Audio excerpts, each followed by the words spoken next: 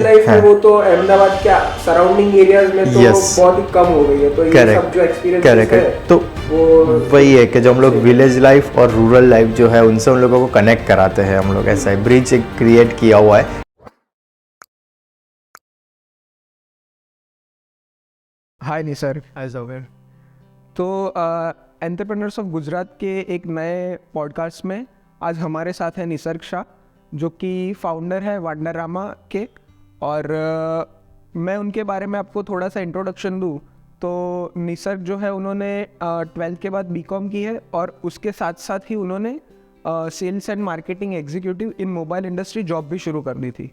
तो उन्होंने ऑलमोस्ट 5 साल तक ये जॉब कंटिन्यू करी और उसके बाद उन्होंने ये बिज़नेस शुरू किया।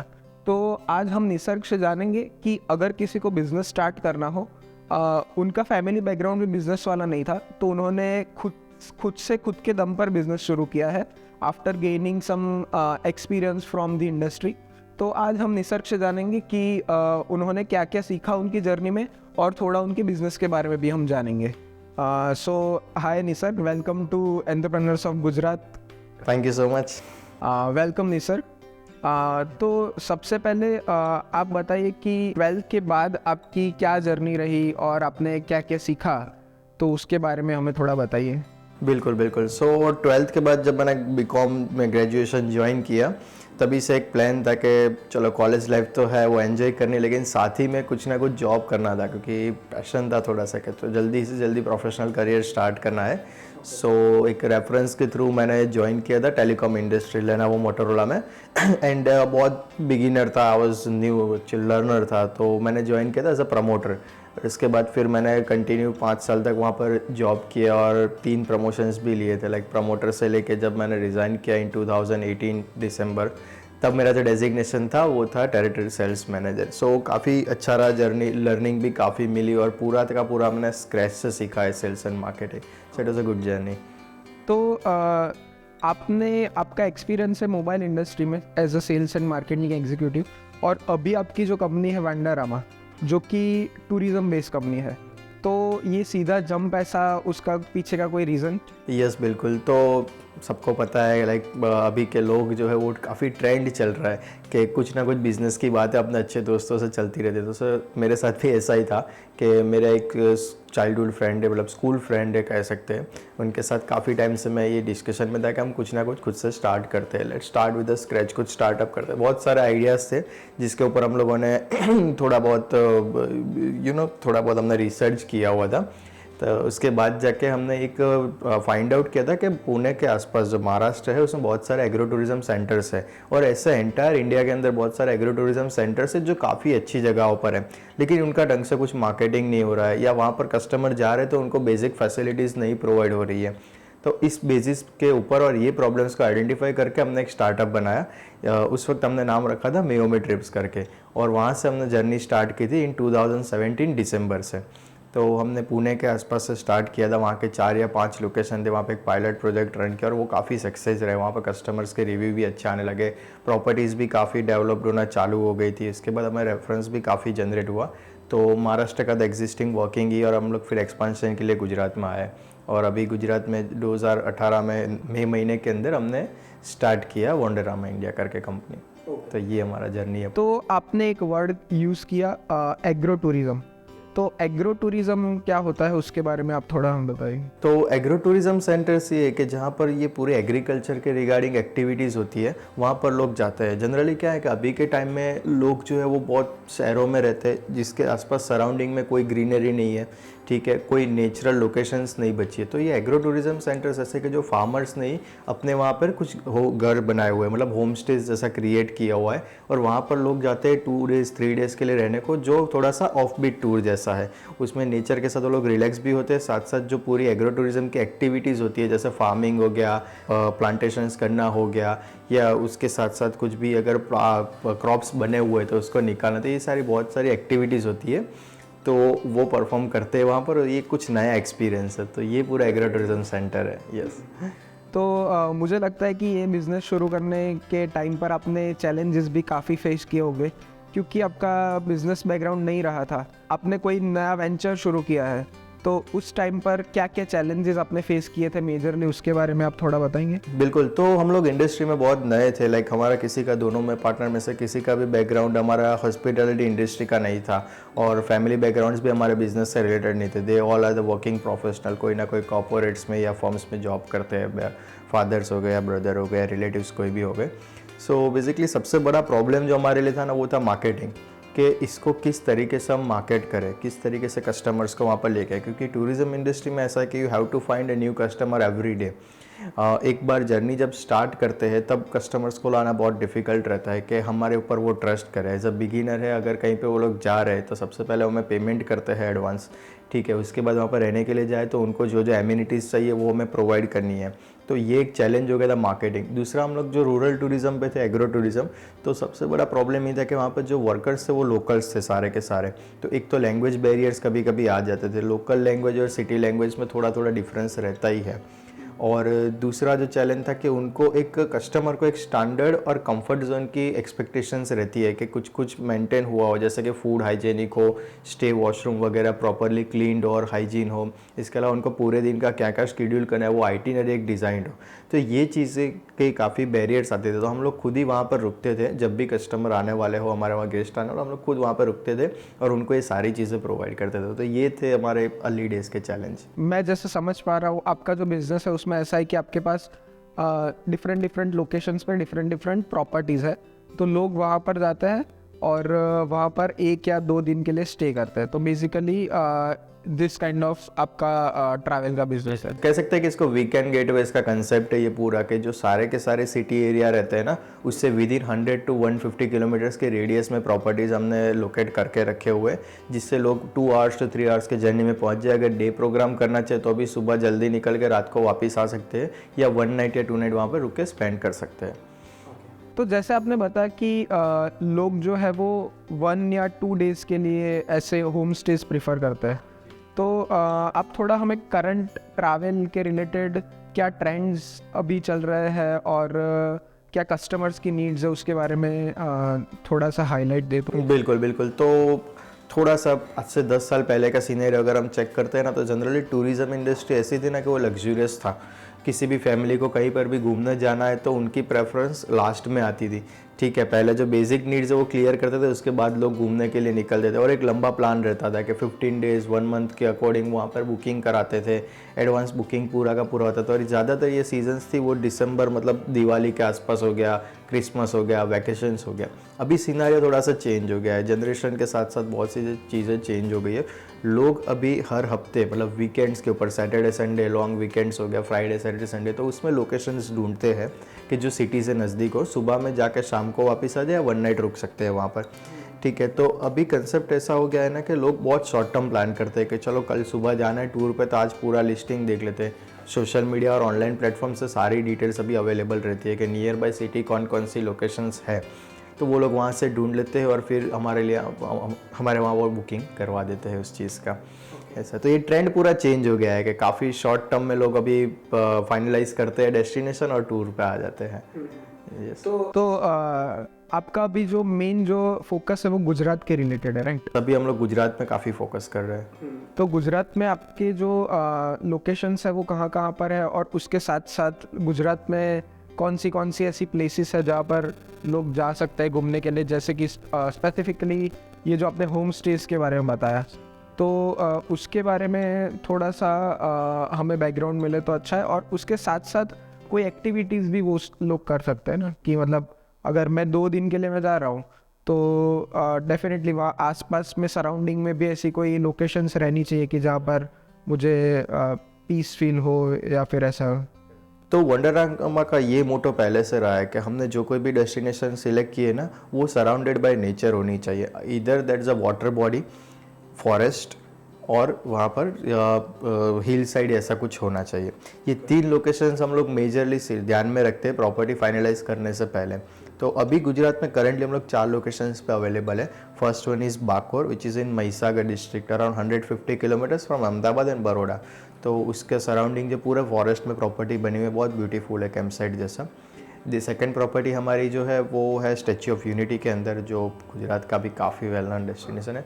तो स्टैच्यू में सिर्फ रिसोर्ट नहीं है हमारा, उसकी जो सराउंडिंग में 22 एकड़ ऑफ लैंड है और वो पूरी की पूरी लैंड सराउंडेड बाय हिल्स है, तो वो भी एक नेचुरल लोकेशन है। तीसरी लोकेशन है हमारी पाटड़ी करके, जो लिटिल रन ऑफ कच्छ करके जगह है, वहाँ से नज़दीक में। और चौथी लोकेशन हमारी सासनगिर के अंदर है।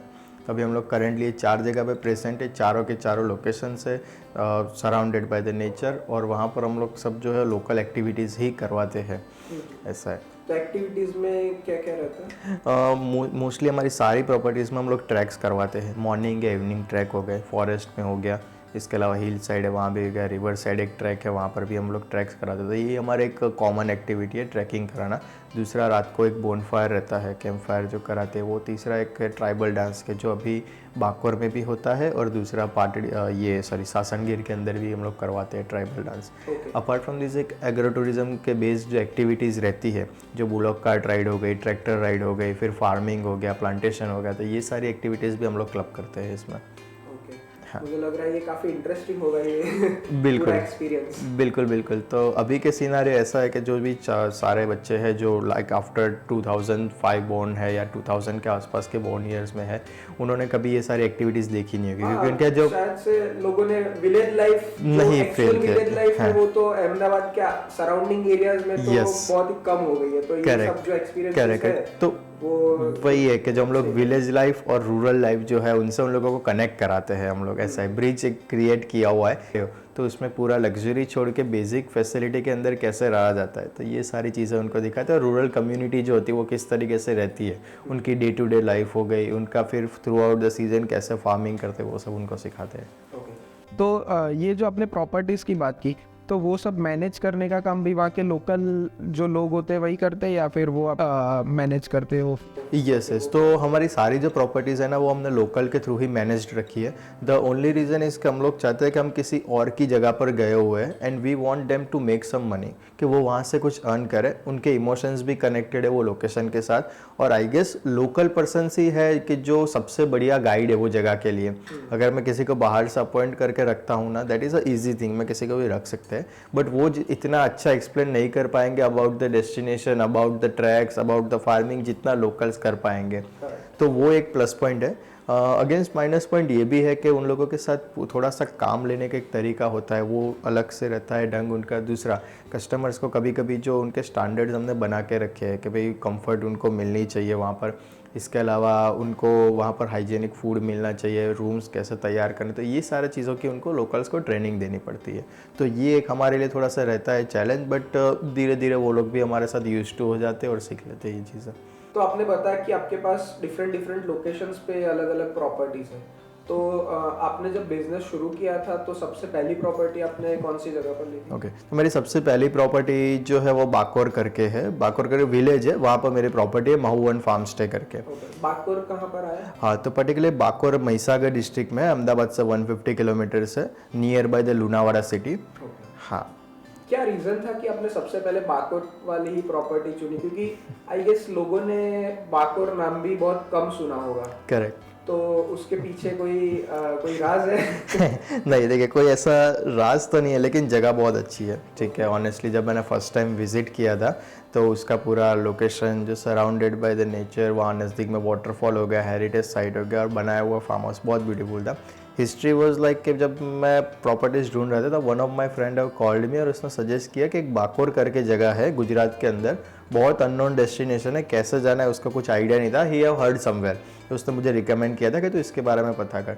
Then I went to the Google and मैंने बहुत सारी सर्च की थी, तब मुझे बाकोर महुवन फार्म वाला लोकेशन मिला था। तो गूगल से मैंने नंबर लेके आया, कॉल्ड दी ओनर, तो यूरी जोशी करके है, श्री यूरी जोशी बोलना पड़ेगा क्योंकि वो around his age of 60 years today, और he is the first owner of having the camp site in Himachal Pradesh Manali. तो 1979 से उनका कैंप साइट है मनाली के अंदर, and is well experienced and well known person in this tourism industry. तो उनके वहाँ में मिलने गया एंड ही हैज सजेस्टेड कि चलो आपका काम काफ़ी अच्छा है, जिस हिसाब से आपने एक्सप्लेन किया, we are ready to go for further business. फिर मैंने प्रॉपर्टी विजिट की। प्रॉपर्टी में काफ़ी सारी अच्छी चीज़ें थी, जैसे कि वहाँ पे एक स्विमिंग पूल था जो बेसिक एमिनिटी है अभी के टाइम पे। दूसरे 2 वहाँ पर टेंट्स लगे हुए थे, अभी तो काफ़ी एक्सपेंशन हो गया, डीलक्स रूम से लेके बेसिक रूम तक हमारे पास फैसिलिटी अवेलेबल है। पिछले 4 साल में हमने काफ़ी सारा डेवलपमेंट भी किया है, एडवेंचर एक्टिविटी से लेकर सब कुछ सराउंडेड बाय नेचर, जो मैं बार बार रिपीट कर रहा हूँ। तो एक तो पूरा डेंस फॉरेस्ट में था। जब हमने स्टार्ट किया अर्ली इन 2018, तो वहाँ पर कोई ज़्यादा फुटफॉल नहीं था, डायरेक्ट आने वाले कस्टमर्स भी नहीं थे, सिर्फ और सिर्फ लोकल ही थे। नज़दीक में वाटरफॉल था, बहुत बड़ा वाटरफॉल है जो सीज़न में चालू रहता है ऑलमोस्ट जुलाई से लेकर फरवरी मंथ तक, तो वो भी एक काफ़ी अच्छा था। नज़दीक में कलेश्वरी करके हेरिटेज साइट है, वो भी काफ़ी बढ़िया थी। तो बोल सकते हैं कि अहमदाबाद बड़ौदा से नज़दीक में 150 किलोमीटर में सबसे बेस्ट वीकेंड गेटवेज का ही डेस्टिनेशन था। This is how we have finalize the Bakor. और ओनर्स ने भी काफ़ी हमें सपोर्ट किया and today is as an a mentor in our company, क्योंकि पूरा जो शेप अप किया है उन्होंने किया कि लाइक किस तरीके से इसको मार्केट करना चाहिए, किस तरीके से आप बिज़नेस को आगे ले जा सकते हैं, इसमें काफ़ी हेल्प किया है उन्होंने। या तो मुझे लग रहा है कि ये आपकी जो अपॉर्चुनिटी थी वो आपके गोल में भी कन्वर्ट हो गई है, और यही एक खूबी है एंटरप्रेन्योरशिप की कि जहाँ पर आप अलग अलग लोगों को मिलते हो और कहीं से भी ऐसा कोई एक आदमी मिल जाता है कि जो हमें सपोर्ट करे। मैं बोलूँगा एक नहीं बट बहुत सारे लोग होते हैं कि जिनका थोड़ा थोड़ा सपोर्ट मिलके ही हम कुछ बड़ा कर सकते हैं। बिल्कुल, and is like a dream person for us, क्योंकि जब मैंने बताया साली डेज था, हमारा कोई बैकग्राउंड नहीं था, और उस टाइम पे ऐसे एक्सपीरियंस्ड पर्सन जिन्होंने हमारा हाथ पकड़ा और उसके बाद उन्होंने अच्छी तरीके से हमें गाइड किया कि आपको कैसे मार्केटिंग करना चाहिए, बिजनेस को कैसे रन करना चाहिए, starting from scratch of operations से लेके पूरा का पूरा जो फाइनेंस होता है वहाँ तक उन्होंने हमें सपोर्ट किया and he still in the support with us, so he is like a blessed person for us. ऐसा है। मैं वही बोलूंगा कि अगर आप कुछ भी कर रहे हो तो उसके पीछे एक मेंटर तो जरूर होना चाहिए जो हमें गाइड करे कि कैसे किसी भी चीज को आगे ले जाना इन टर्म्स ऑफ बिजनेस, कोई भी चीज हो। यस, पर्सनल लाइफ में भी जरूरी है गुरु का होना, एंड इज द वन। ऐसा है, बिल्कुल। तो ये जो आपने बताया कि आपने विलेज लाइफ को सिटी लाइफ से कनेक्ट करने का जो ट्राई किया, तो ये आइडिया आपको कहाँ से आया, और ये कोई रीजन है कि आपने ये सोचा कि हमें ये कंटिन्यू करना चाहिए, या फिर क्या था? ओके, सो बेसिकली ऐसा कोई आइडिया नहीं था एट अर्ली स्टेज, लेकिन जब हमने प्रॉपर्टीज ढूंढना स्टार्ट किया तो हम लोग जो जगह पे जाते थे वहाँ 1 या 2 दिन 3 दिन रुकते थे, and we had some experience कि वहाँ पे रुकने के बाद काफ़ी पीस मिलता था, ठीक है, एनर्जी काफ़ी अच्छी रहती थी, हमारा जो डे टू डे रूटीन था ना वो काफ़ी अच्छा चल रहा था in compare to the city. और जब हमने बिगिनिंग ऑफ द डेज हमने लोगों से जब इंटरेक्ट करना चालू किया, फीडबैक्स लेने चालू किया, तो पब्लिक का ये फीडबैक था, मतलब सारे लोगों से, कि हम लोग सिटी से परेशान हो चुके हैं, हमें कोई नॉइजी जगह पे जाना नहीं है, ज़्यादा क्राउडेड वाली जगह पे जाना नहीं, we want some mental peace, और जहाँ पर एक अच्छा जगह हो रहने के लिए, अच्छा खाना मिले, और लोकेशन थोड़ी नज़दीक होनी चाहिए जहाँ पे हम 2 या 3 दिन रुक सकते हैं आराम से जाके। सो यही बेसिक हमने पकड़ के रखा और इसी आइडिया के ऊपर हमने सारा अभी डेवलपमेंट किया हुआ है। तो ये जो आपने मार्केटिंग की बात करी कि आपको स्टार्टिंग के टाइम पे मार्केटिंग में मेन जो चैलेंज आ रहा था, क्योंकि डेफिनेटली लोगों को पता नहीं होगा कि ये जगह क्या है, और आप ऐसे कोई अननोन प्लेस पे किसी को ले जा रहा है तो उसमें रिस्पॉन्सिबिलिटी भी ज्यादा है। करेक्ट। तो उसको मार्केट करने के लिए आपने क्या क्या वेज यूज किए, या फिर कौन से तरीके यूज किए कि जिससे आपका ये बिजनेस बढ़ा हुआ? राइट। सो उसमें 2 चीज़ें हैं सब में। एक तो पहला मेरा खुद का एक्सपीरियंस था टेलीकॉम लाइन से, तो हम लोग ऑफलाइन सेल्स में काफ़ी स्ट्रॉन्ग थे। सो मेरे लिए door to door marketing was not a big deal. मुझे काफ़ी सारे आइडियाज़ मालूम थे कि जिसमें मैंने स्कूल को टैप किया, एजुकेशनल इंस्टीट्यूट जैसे ट्यूशन क्लासेस हो गई, कॉलेजेस हो गई, ये सबको मैंने टैप किया था कि आप स्टूडेंट्स को लेकर हमारी जगह पे आइए, हम लोग थोड़ा ऑफ बीट एक्टिविटीज़ उनको करवाएंगे, और इसका काफ़ी अच्छा रिस्पॉन्स भी मिला। और सेकंड ये हुआ कि मैंने इसके साथ साथ एक्सटर्नल MBA भी ज्वाइन कर लिया था सेंट जेवियर्स कॉलेज बेंगलोर से, तो वहाँ पर भी काफ़ी सारे मुझे लर्निंग्स मिले, और इसके थ्रू हमने ऑनलाइन पोर्टल्स जो होते हैं, सोशल मीडिया हो गया, फिर गूगल हो गया, फिर पिंटरेस्ट हो गया, लिंक्डइन हो गया, ये सारे प्लेटफॉर्म से कैसे कैसे मार्केटिंग किया जाए ये भी हमने सीखा वहाँ से, और उसके बेसिस पे भी काफ़ी अच्छे रिजल्ट्स आए। So it's a combination of offline and online both the marketing. इसके बाद हमें काफ़ी ग्रोथ मिला है। तो ये बात आपने सही कही कि ऑनलाइन का जो यूज़ है वो हम अगर कोई गुड रीजन से करें तो उसका हमें आउटपुट अच्छा ही मिलता है। और आपका जो जॉब का जो एक्सपीरियंस था वो भी आपको यहाँ पर काम लगा। यस बिल्कुल, वो तो है। लाइफ में एक बार क्या है, कोई भी अगर एंटरप्रेन्योर्स है, कोई भी अगर बिजनेस स्टार्ट करना चाहता है, तो मैं पर्सनल रिकमेंड ऐसा करता हूँ कि डू जॉब समवेयर एल्स। कहीं पे आप जॉब कीजिए, स्किल्स सीखिए, किसी के अंडर में काम कीजिए। वर्क प्रेशर तो सब जगह रहने वाला है, आप कोई भी इंडस्ट्री में हो, प्रैक्टिस कर रहे हो, बिजनेस कर रहे हो, जॉब कर रहे हो, लेकिन अगर आप जॉब करोगे तो आपको काफ़ी अच्छा एक्सपीरियंस मिलेगा और उसको आप बिजनेस में यूटिलाइज कर सकते हो। करेक्ट। और अगर हम सीधा ही अगर बिजनेस में जा रहे हैं तो रिस्पॉन्सिबिलिटी एक साथ बहुत बड़ी आ जाती है। बढ़िया But अगर जॉब में अगर जा रहे हो तो रिस्पॉन्सिबिलिटीज उतनी ज्यादा नहीं रहती, उसके साथ साथ नहीं रहती है, फाइनेंशियली भी थोड़ा सपोर्ट मिल जाता है। Correct correct. वही पैसे का हम यूज करके बिजनेस भी स्टार्ट कर सकते हैं, वहीं से सेविंग करके यूटिलाइज कर सकते हैं वो पैसे को। Right right. तो आपने इंटरनेट की बात की, तो स्पेसिफिकली जो ट्रैवल बिजनेस है मुझे लग रहा है कि सोशल मीडिया से काफी ज्यादा अफेक्ट हो रहा है। तो आपका क्या ओपिनियन है उसके बारे में कि आपको सोशल मीडिया का कितना एडवांटेज मिल रहा है? बिल्कुल, तो मैं बताना चाहूँगा हमारे लिए तो टोटली ब्लेसिंग है सोशल मीडिया, क्योंकि जब अर्ली स्टेज में हमने बिज़नेस स्टार्ट किया था तब बहुत मिनिमम बजट के साथ हम चल रहे थे, और सोशल मीडिया के प्लेटफॉर्म्स अभी के लिए इतने अच्छे हैं कि मिनिमम बजट के ऊपर आपको काफ़ी अच्छी रीच मिल रही है। आज के टाइम पे मोस्ट ऑफ द टाइम लोग जो है वो ज़्यादातर समय बिताते हैं सोशल मीडिया के ऊपर, अपने फ़ोन्स में रहते हैं या लैपटॉप्स या कोई भी टैबलेट में यूज़ करते हैं, लेकिन सब लोग 80 to 90% आई वुड से कि वो कनेक्टेड रहते हैं सोशल मीडिया से। तो मिनिमम बजट के ऊपर काफ़ी सारे लोगों तक हमारी रीच पहुंची, और इसी की वजह से क्या है कि हमारी अवेयरनेस बढ़ती गई, और इसी की वजह से हम लोग हमारा जो पूरा प्रोजेक्ट है वो डिस्प्ले कर पाए। सो हमारे लिए तो सोशल मीडिया काफ़ी बेनिफिशियल साबित हुआ है अब तक, ऐसा है। Okay. तो जो सोशल मीडिया के रिलेटेड पोस्ट और कंटेंट और वो सब है, वो भी आप खुद से बनाते हैं या आपकी टीम?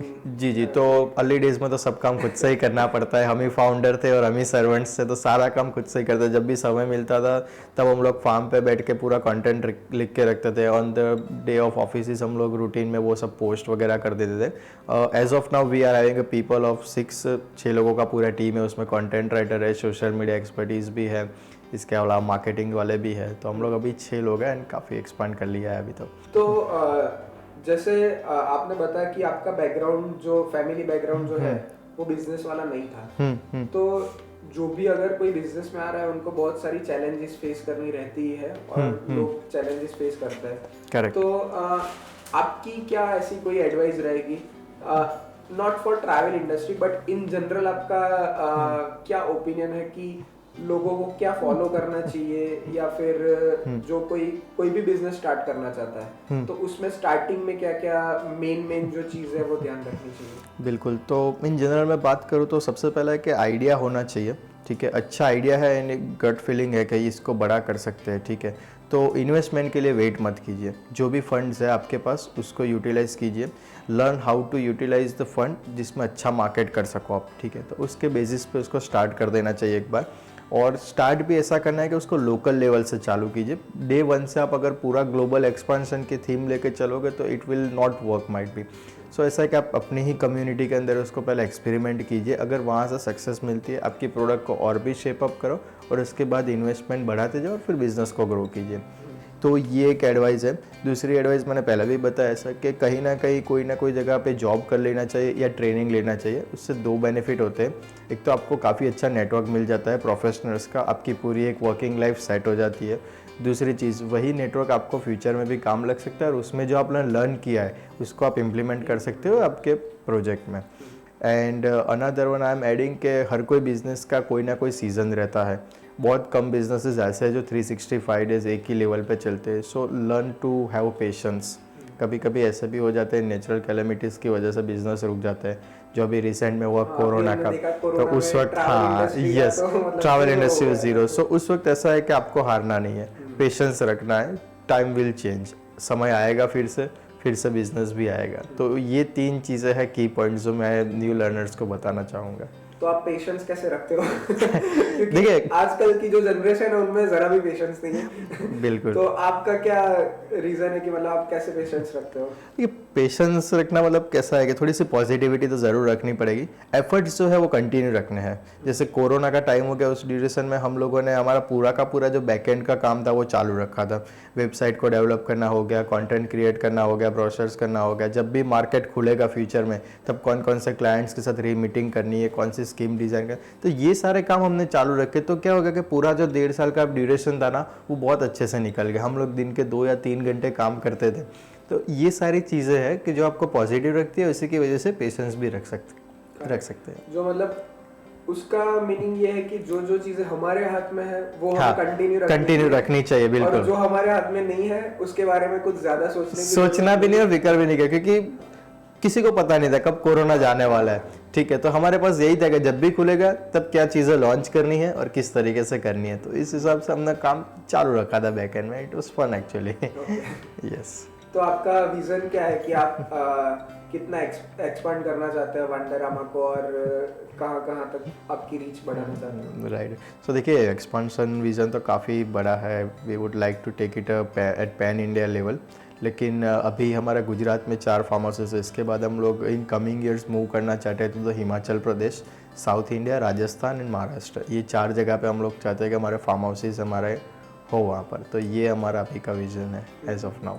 वो जो जगह है वहाँ पर भी विलेजेस बहुत ज्यादा है, तो मुझे लग रहा है कि राइट, वहाँ पर ये जो आपने प्लेसेस जो बताई वो डेफिनेटली बहुत ही बढ़िया जगह है। करेक्ट। तो हमने यही माइंड में रखा हुआ है कि हमारी थीम है वो चेंज नहीं होनी चाहिए। हाँ। हम वो सिटी रिसोर्ट्स वाली कैटेगरी में अभी नहीं फॉलो होना चाहते। हमारा जो मेजर फोकस है वो है कि नेचर के सराउंडेड होना चाहिए। हिमाचल में जाते हैं तो ऑफकोर्स काफ़ी सारे रिसोर्ट्स है, लेकिन वहाँ भी हिडन जेम्स बहुत सारे। इवन दो इन गुजरात में आपको बताओ बहुत सारी जगह ऐसी है कि जहाँ पर अभी तक लोग पहुँचे नहीं है, या पहुँचते हैं तो बहुत कम है। वहाँ पर एम्यूनिटीज़ की जो है लैकिंग है। तो चाहते हैं कि वैसी जगह पर भी हम लोग कोई ना कोई कैंप साइट या फार्म हाउस डेवलप करें और उसमें का मार्केट करें पूरा। राइट। तो Nisarga Shah, thank you for this podcast. हमें काफ़ी कुछ जानने को मिला जो कि स्पेसिफिकली था विलेज, मतलब आपने जो बताया कि आपका बिजनेस विलेजेस के हाँ, रूरल टूरिज्म से कनेक्टेड है पूरा। और जो एक नया एक्सपीरियंस है लोगों के लिए, राइट। तो वो काफ़ी इंटरेस्टिंग पार्ट था। तो thank you so much Nisarga for this podcast. Thank you so much.